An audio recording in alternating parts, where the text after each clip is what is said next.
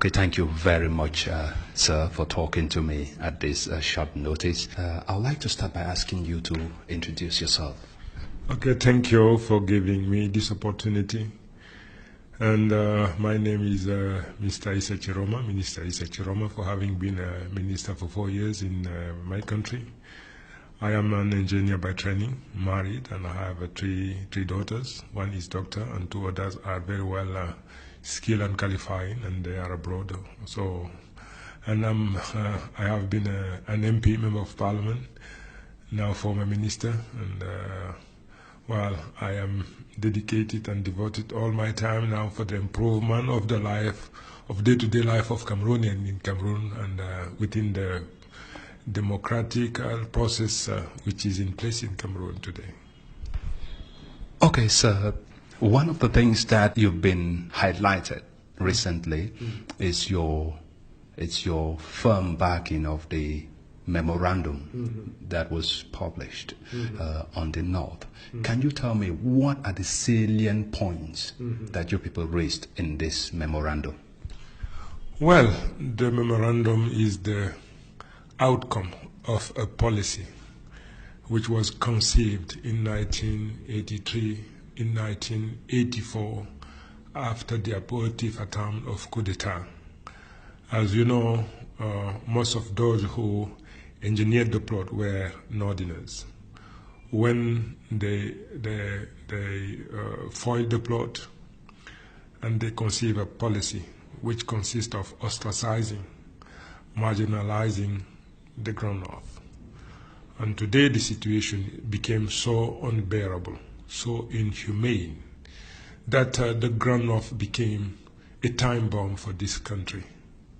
Me as a politician, as a citizen of this country, aware of what is taking place here and there, I accepted to be part of the team that wrote the memorandum to let Cameroonian in particular and people of good faith all over the world to know that we are marginalized. We are being punished for 22 years. And now we are fed up and we say that enough is enough. We have to make it out that clear and out that you have to know what is taking place in the North. And when we conceive and publish the memorandum, nobody can deny one single line of what is written in this wonderful document. So we did it to let you people know that something is going wrong in the North. And if this time bomb is not defused at due time, you should never be surprised tomorrow if something wrong starts from the North, because really people are desperate and destitute. Now, so you say that this memorandum sprang from the abortive coup d'etat. Do you think that it is some sort of punishment for the Northerners for trying to overthrow the present regime? It is a conviction. You spend some few days in the North. Unfortunately, you haven't had the time to visit the hinterland. The North is in such a disarray, in such a destitution, that no organized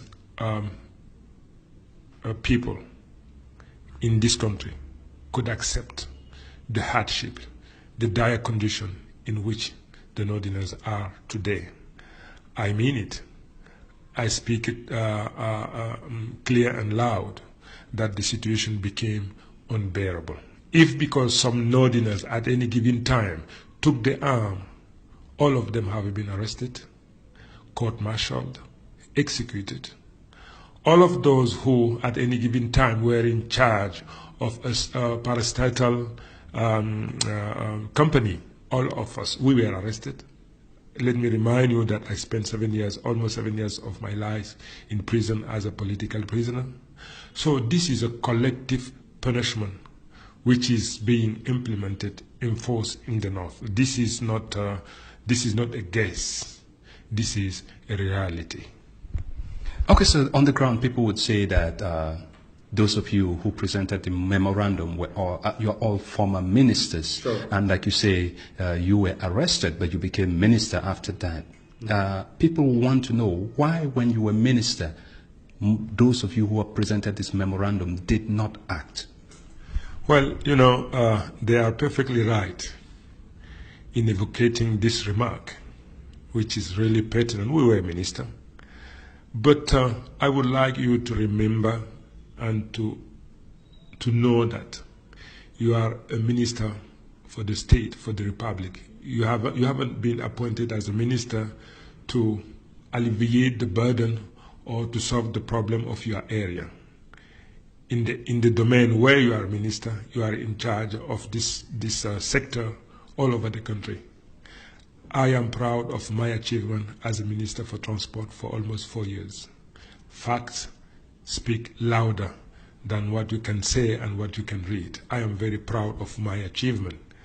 When you are a minister, you do the best you can to be successful in your own area, but you haven't signed any contract with the people. The head of state, who has been elected on a program, you are his own collaborator. You do the best to improve the economy. You do the best to collect a lot of money. But all those things are in charge and responsibility of the head of state. He signed a contract with the people. He has to implement a policy. You see, not you, minister. If he gives you an instruction, you follow it. You fulfill your commitment.